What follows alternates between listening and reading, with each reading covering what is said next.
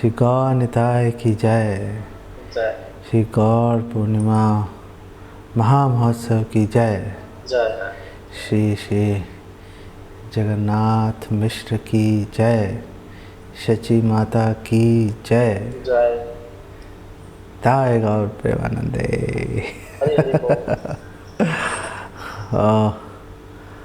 तो टाइम कम है, शुरू करते हैं बेसिकली इसको। Recording in progress. आज बहुत ही पावन अवसर है। ऐसा नहीं कह सकते कि जन्माष्टमी से भी अधिक महत्वपूर्ण है। जन्माष्टमी और गौर पूर्णिमा में कोई भेद नहीं है, लेकिन फिर भी अगर बात की जाए कि आपका पार्शियलिटी, पक्षपात, आप किसका पक्ष लेंगे, तो हम चैतन्य महाप्रभु का पक्ष लेंगे बेसिकली। क्योंकि चैतन्य महाप्रभु बुरा नहीं मानते। चैतन्य महाप्रभु स्वीकार कर लेते हैं। चैतन्य महाप्रभु गलतियों को अनदेखा कर देते हैं। भगवान कृष्ण गला काट देते हैं, चैतन्य महाप्रभु गले से लगा लेते हैं। चैतन्य महाप्रभु यदि गौर न हुई तो तबे की हुई तो के मने धरिताम थे। चैतन्य महाप्रभु नहीं होते तो आखिर ये शरीर कैसे धारण कर पाते। धारण कर भी लेते तो क्या कर लेते, क्या बिगाड़ लेते। बहुत हाथ पैर चला लेते, राजा बन जाते किसी देश के, फिर मर के कुत्ते बिल्ली बन जाते। महाप्रभु ने बचा लिया। महाप्रभु ने बचा लिया। जब बोलते हैं महाप्रभु ने बचा लिया तो इसका मतलब है कि महाप्रभु और उनके जो पार्षद हैं, सांगो पांगास्त्र पार्षदम, जो महाप्रभु के स्वयं महाप्रभु के अंग हैं और जो महाप्रभु के पार्षद हैं। और एक्चुअली हमारे आचार्य एक्सप्लेन कर रहे हैं कि सांगो पांगास्त्र पार्षदम, भक्ति सिद्धांत सरस्वती ठाकुर एक्सप्लेन कर रहे हैं। वो बोल रहे हैं कि जो भगवान के अंग हैं, सांगो पांगास्त्र पार्षदम, कि भगवान प्रकट होते हैं स अंग, अपने अंगों के साथ, उपंग के साथ, अस्त्रों के साथ और पार्षदों के साथ। तो भक्ति सिद्धांत सरस्वती ठाकुर ऐसी बात बोल रहे हैं कि मतलब दिमाग खराब करने वाली बात है। जनरल एक्सप्लेनेशन ये है कि जो महाप्रभु के अंग हैं वो अद्वैताचार्य नित्यानंद प्रभु हैं। अद्वैताचार्य नित्यानंद। उपांग जो हैं वो जैसे श्रीवास ठाकुर हैं, जो अंतरंगा शक्ति में रहकर भगवान की सर्विस कर रहे हैं। जो अस्त्र हैं, भगवान का अस्त्र हरिनाम संकीर्तन है। भगवान की मधुरता, सुंदरता भगवान का अस्त्र है। और फिर भगवान के पार्षद हैं। जैसे राजा बिना प्रजा के, बिना सेना के कभी अकेला नहीं रहता, हमेशा घिरा रहेगा चारों तरफ से। ऐसे ही चैतन्य महाप्रभु भगवान कृष्ण हमेशा अपने पार्षदों से घिरे रहते हैं। भक्ति सिद्धांत सरस्वती ठाकुर एक अलग परिभाषा देते हैं। वो बोल रहे हैं कि अंग तो है जो शरीर के अंग हैं। उपांग का मतलब है आभूषण। उपांग का मतलब है आभूषण। और जो अस्त्र हैं, अस्त्र तो चलो सबको पता ही है। और पार्षद, और जो अंतरंग पार्षद हैं जो सदैव भगवान के साथ रहते हैं। तो भक्ति सिद्धांत सरस्वती ठाकुर बोल रहे हैं कि जो भगवान के अंग हैं जो भगवान के अंग हैं वही भगवान के उपांग हैं, वही भगवान के अस्त्र हैं, वही भगवान के पार्षद हैं।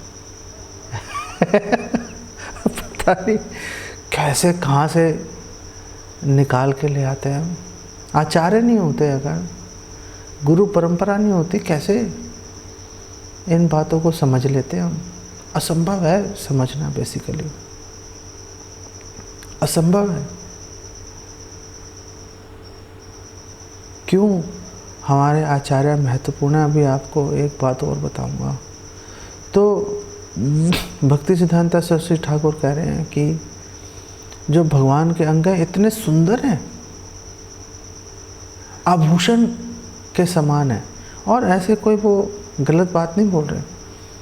भागवतम में बोला गया है कि भगवान कृष्ण है, भगवान आभूषण भगवान कृष्ण को जो है उनका शोभा नहीं बढ़ा रहे, भगवान के अंग, भगवान आभूषणों की शोभा बढ़ा रहे हैं उन्हें स्वीकार करके, क्योंकि बहुत ही सुंदर है, बहुत ही सुंदर है।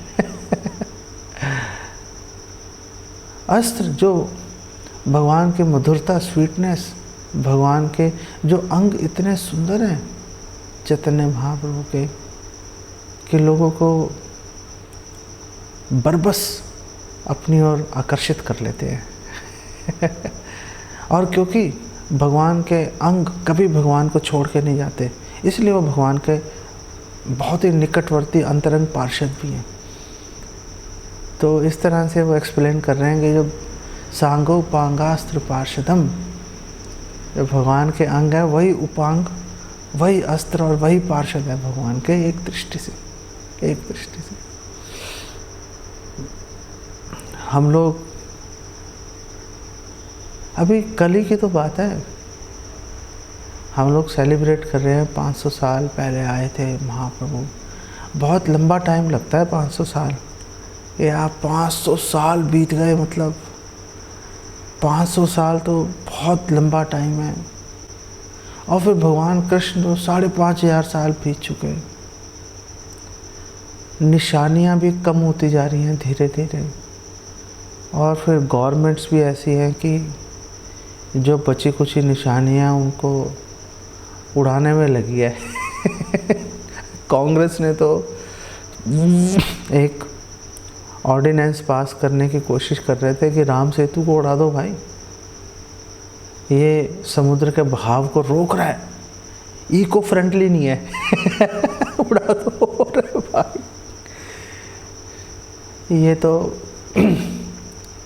ये तो बचा लिया, पता नहीं कैसे बच गया, पता नहीं कब तक बचेगा।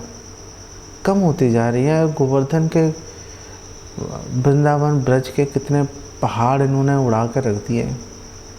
वो तो फिर संतों ने मुहिम चलाई तो रुक गई चीज़, नहीं तो इन्होंने तो अभी तक तो पता नहीं, इनका बस चले तो गोवर्धन जी को भी फ्लैट कर दे। ख़त्म कर दो भाई सारी चीज़ें, हमें प्लेन लैंड चाहिए, हमें ये चाहिए वो चाहिए। बिल्कुल नष्ट करते जा रहे हैं चीज़ों को। 500 सालों में चैतन्य महाप्रभु की आखिर कितनी निशानियां रह गई हमारे पास, ख़त्म हो जाती हैं। आप पुरी में जाओ, आपको चटक पर्वत दिखेगा ही नहीं।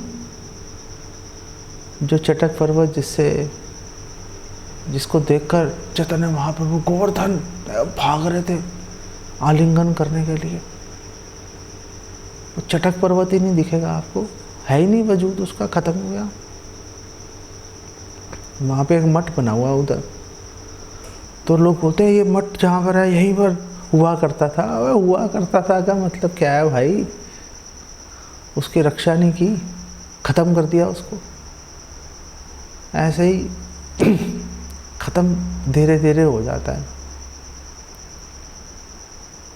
सूर्य सिद्धांत एक किताब है, उसमें बता रहे हैं कि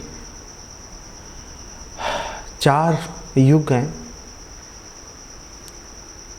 सतयुग, त्रेता, द्वापर, कलयुग, चारों मिलके एक दिव्य युग बनता है। 43,20,000 साल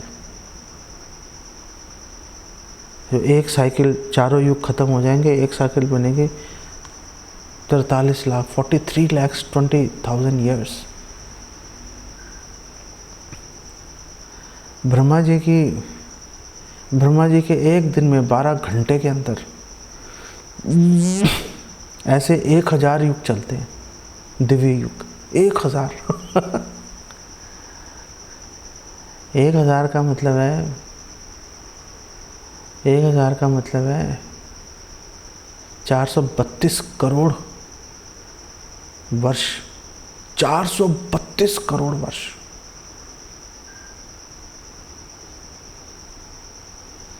और एक दिन में 14 मनु आते हैं। 14 मनु आते हैं। हर मनु 71 दिव्य युगों तक शासन करते हैं। तो इन 432 करोड़ वर्षों में जब ब्रह्मा जी जाग रहे हैं, काम चल रहा है, हर चीज हो रही है, 432 करोड़ वर्षों में भगवान कृष्ण एक बार आते हैं। 7वें मनवंतर के 28वें द्वापर में, उसके अंत में। इतनी दुर्लभ है। और फिर 432 करोड़ तो सब 432 करोड़ वर्ष तो सब शांत पड़ा रहता है, निष्क्रिय। अब ब्रह्मा जी की रात हो गई तो भगवान कृष्ण 864 वर्ष में भगवान कृष्ण एक बार प्रकट होते हैं।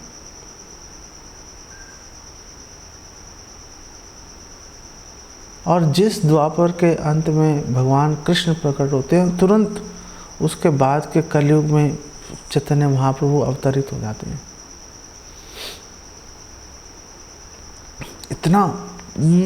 इतना दुर्लभ है इस पृथ्वी के, इस ब्रह्मांड के, अगर हम दृष्टिकोण से देखें, इस ब्रह्मांड के दृष्टिकोण से 864 करोड़ वर्ष बाद भगवान कृष्ण और चैतन्य महाप्रभु आते हैं कुछ समय के लिए। तो 5,500 साल पहले भगवान कृष्ण आए थे। कोई लंबा समय नहीं है ये, कोई लंबा समय नहीं है। महाप्रभु 500 वर्ष पहले आए थे, कोई लंबा समय नहीं है। 1486 में अगर हम हिंदू कैलेंडर देखें तो 1407 शकाब्द उसमें आते हैं। कोई लंबा समय नहीं है। इतनी दुर्लभता है। और पता नहीं इतने महाप्रभु के, भगवान कृष्ण के प्रकट होने के इतने पास हम लोग कैसे आ गए, कैसे जुड़ गए हम लोग चैतन्य महाप्रभु के मिशन से। पता नहीं, समझ से परे है। पता नहीं हमने ऐसा क्या ही कर दिया होगा, पता नहीं हमने क्या ही कर दिया होगा। जो जुड़े नहीं है, पता नहीं क्यों नहीं जुड़ रहे भाई। कुछ दोष तो हमें भी लेना पड़ेगा, लोग नहीं जुड़ रहे। हम लोग जा नहीं रहे घर घर। हम लोग सोच रहे हैं बस हमारी साधना हो गई, हमारी 16 माला हो गई, हमने मंगला आरती कर ली, बस हो गया भाई, बात खत्म हो गई। बात खत्म नहीं हुई, बात खत्म नहीं हुई। चैतन्य महाप्रभु औदार्य अवतार हैं, दया करते हैं सब पे। लेकिन महाप्रभु की आशा है, हमार आज्ञा है गुरु हैया तार है देश। मेरी आज्ञा है गुरु बन के संसार का कल्याण करो। गौर पूर्णिमा मनानी है और महाप्रभु की आज्ञा का पालन करो। जाओ घर घर,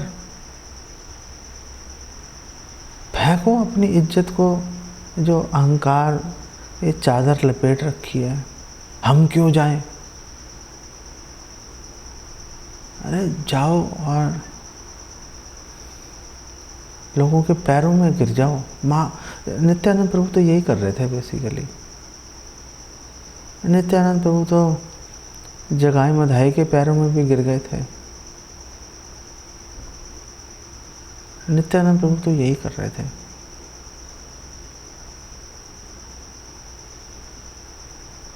नहीं किया अभी तक कोई समस्या नहीं है। आज गौर पूर्णिमा पे भगवान को एक गिफ्ट दे दो आप बस। अब बहुत हो गया, बहुत हो गया घर वालों की चैं चैं पैं पैं सुनते हुए। ये क्या सोचेगा, वो क्या सोचेगा, ये क्या बोलेगा, वो क्या बोलेगा। अरे बोलने दो। महाप्रभु क्या सोचेंगे। श्री चैतन्य मनोभीष्टम स्थापितम येन भूतले। महाप्रभु के मनोभीष्ट को रूपा गोस्वामी की तरह स्थापित कर दो इस धराधाम पे, इस पृथ्वी में। इसको धाम बना दो। एक एक इंच को, एक एक कण को धाम बना दो।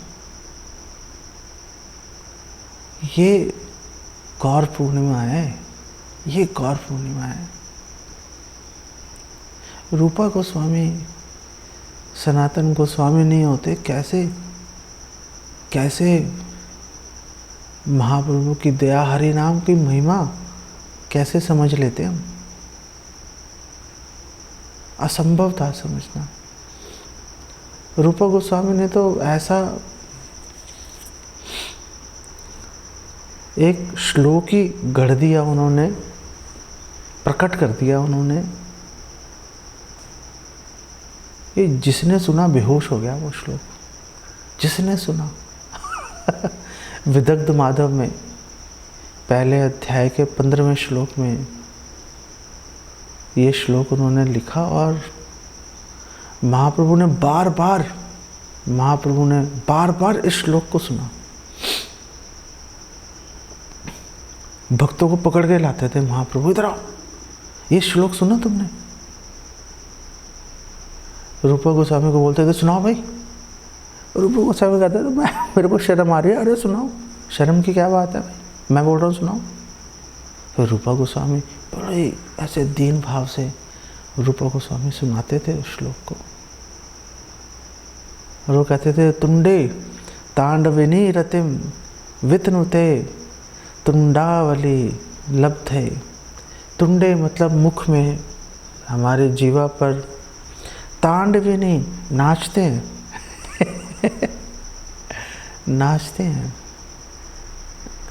नाचते हैं वो। और वो बोल रहे हैं कर्ण क्रोड़ कडम्बिनी घटयते कर्ण अर्बुदेभ्यः स्पृहां चेतः प्रांगण संगिनी विजयते सर्व इंद्रियाणाम कृतिम नो जाने जनिता कियद्भिर अमृते कृष्णेति वर्णद्वयी। नो जाने, मुझे नहीं पता। रूपा गोस्वामी कह रहा है मुझे नहीं पता। जनिता कियद्भिर, पता नहीं कितना आनंद, कितना कियद्भिर अमृते, कितना अमृत जो है पैदा कर रहे हैं, उत्पन्न कर रहे हैं। कृष्ण इति वर्णद्वयी, कृष्ण न, ये जो दो शब्द हैं, पता नहीं कितना ही अमृत जो है। ये चर्ण करो इनको, जितना ही मथ रहे हैं उतना ही इसमें से अमृत निकलता जा रहा है।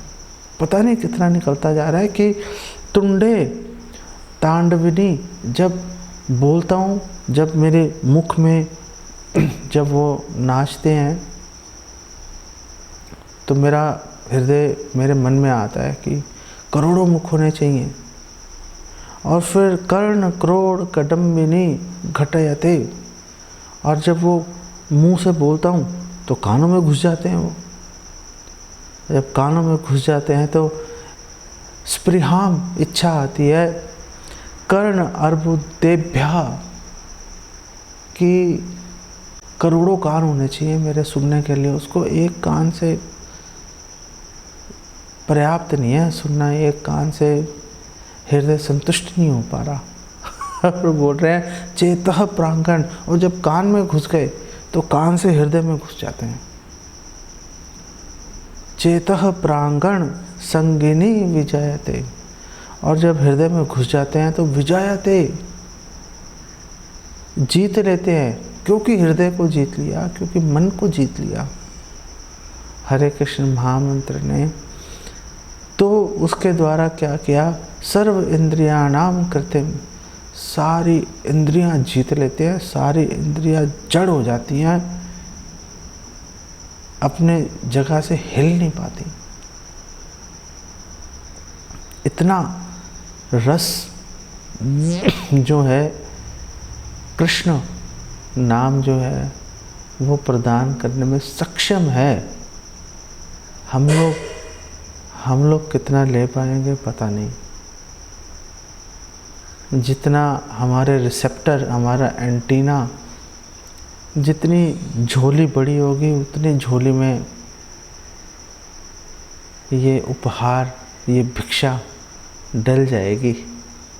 अब झोली अगर हम फैलाएंगे नहीं, भिखारी नहीं बनेंगे तो कैसे डलेगी, कैसे डलेगी। तो चैतन्य महाप्रभु का प्राकट्य दुर्लभ भी है और सुलभ भी है, दुर्लभ भी है, सुलभ भी है। सुलभ ऐसे है कि इस ब्रह्मांड में महाप्रभु 864 करोड़ वर्ष बाद प्रकट होते हैं, लेकिन जो 5 मुक्तियाँ हैं, सायुज्य, सारूप्य, सालोक्य, सामीप्य, सारिष्टी, उसमें 2 मुक्तियाँ बहुत काम की हैं। सायुज्य को तो ठोकर मारते हैं हम, लेकिन 2 मुक्तियाँ बड़ी काम की हैं, सालोक्य, सामीप्य। जिस लोक में भगवान है उसी लोक में रहना, और सामीप्य भगवान के निकट ही रहना, एकदम भगवान के निकट रहना, एकदम निकटवर्ती होके, क्योंकि भगवान की लीलाएं नित्य हैं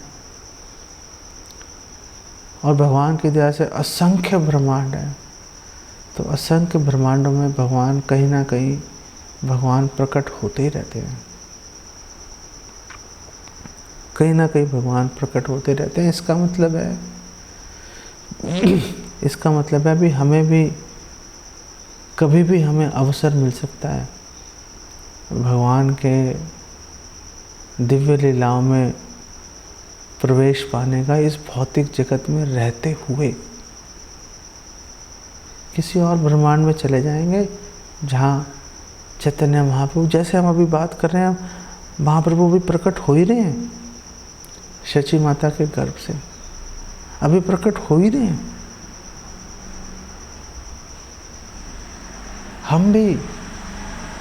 हम भी उस स्थान पे चैतन्य महाप्रभु के आसपास हम भी जन्म लेके महाप्रभु की लीलाओं का आस्वादन कर सकते हैं। तो एक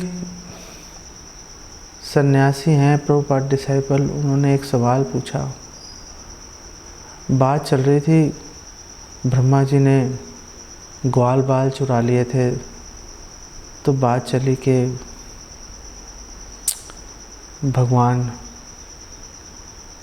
भगवान के जो ये पार्षद हैं, जो ग्वाल बाल हैं, इनके कितने विस्तार हैं। तो उन्होंने बोला देखो, जो एक सेट है वो तो गोलोक धाम में है, भगवान के साथ नित्य हमेशा विहार कर ही रहा है। गोलोक है विनमसति, भगवान हमेशा गोलोक में रहते हैं और साथ में उनके जितने भी ग्वाल बाल हैं वहाँ पे रह ही रहे हैं। और फिर एक सेट यहाँ पे आए, भगवान ने यहाँ भेजा उनको विस्तार करके, वो ब्रह्मा जी ने चुरा लिए और भगवान ने तीसरा सेट प्रकट कर दिया। तो ऐसा लगता है 3 सेट हैं,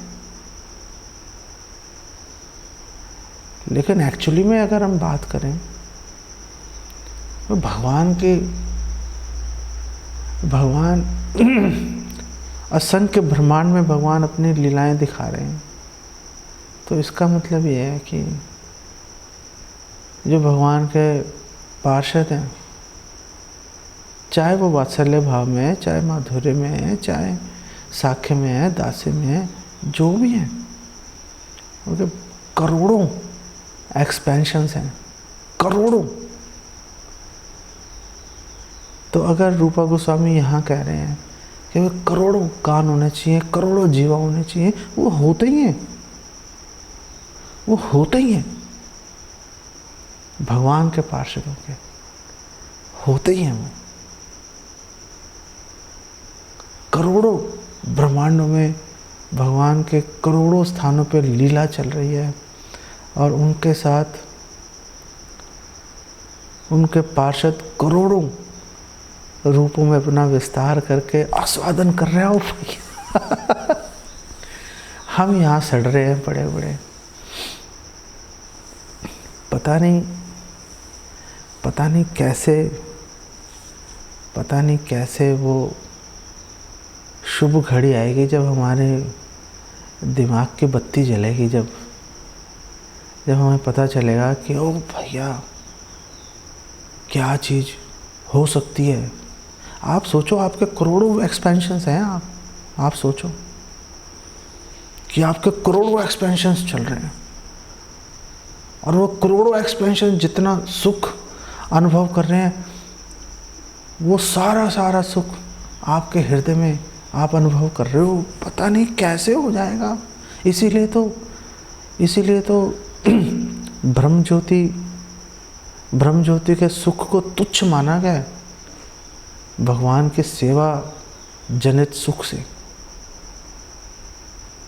क्योंकि उसमें तो एक ही होता है बस, पड़ा हुआ लटका हुआ ब्रह्म ज्योति के अंदर एक ही है। लेकिन भगवान की सेवा में अगर जुड़ गए तो करोड़ों एक्सपेंशन हो जाएंगे आपकी। एक ही भगवान की एक ही लीला में भाग ले लिया तो असीमित सुख है, वो असीमित को और करोड़ों से गुना कर दो, पता नहीं क्या हो जाएगा। उस सुख को छोड़ के हम सोच रहे हैं कि हमारे घर वाले, समाज क्या सोचेगा। ये हालत है हमारी। इसको यहीं पे विराम देता हूँ। सोचिए इसके बारे में, सोचिए। आज हर क्षण अवसर है वैसे तो, लेकिन आज विशेष अवसर है भगवान को सब कुछ समर्पित करने का। यही विराम देता हूँ। जगत गुरु श्रील प्रभुपाद की जय। हरे कृष्णा। सबको बहुत बधाई हो, सबको गौर पूर्णिमा की।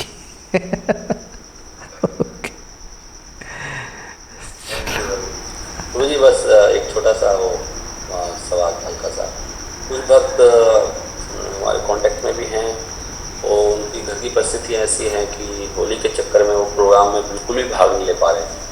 वो कह रहे घर में बहुत घर वाले कहीं लेके जा रहे हैं उनको, कोई उनकी पारिवारिक पहली होली है, अच्छी कुछ है, they are not able to participate in for single moment. तो ऐसे भक्तों को क्या करना चाहिए? आ जाना चाहिए, सब छोड़ छाड़ के, देखी जाएगी क्या होगा। माँ बाप, घर वाले गाली गलौज करते हैं लेकिन निकालते नहीं हैं घर से बाहर, क्योंकि एक प्रेम भी होता ही है लेकिन स्वार्थ भी रहता ही है। ऐसे निकालने लगे तो घर ही ख़त्म हो जाएंगे सारे। कोई नहीं निकालता, गाली गलौज करते हैं, खा लेना गाली, क्या हो गया।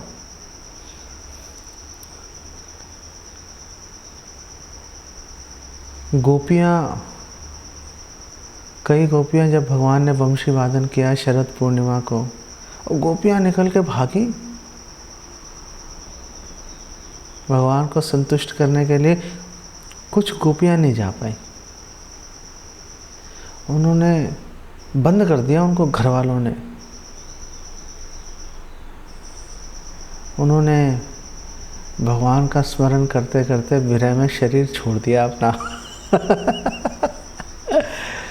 याज्ञिक ब्राह्मणों की पत्नियां मधुमंगल आए सखाओं के साथ भगवान के लिए भोग सामग्री लाने के लिए, सारी चल दी, एक नहीं जा पाई थी।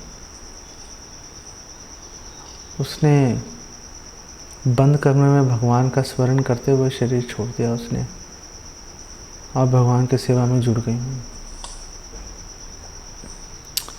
जो नहीं आ पा रहे, शरीर मत छोड़ना भाई। शरीर मत छोड़ना।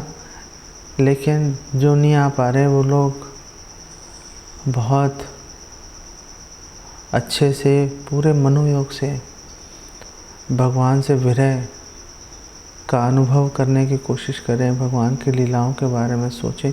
और अब तो इंटरनेट का ज़माना है, आप कहीं भी रहो, आप यूट्यूब, फेसबुक, ज़ूम, इसके माध्यम से आप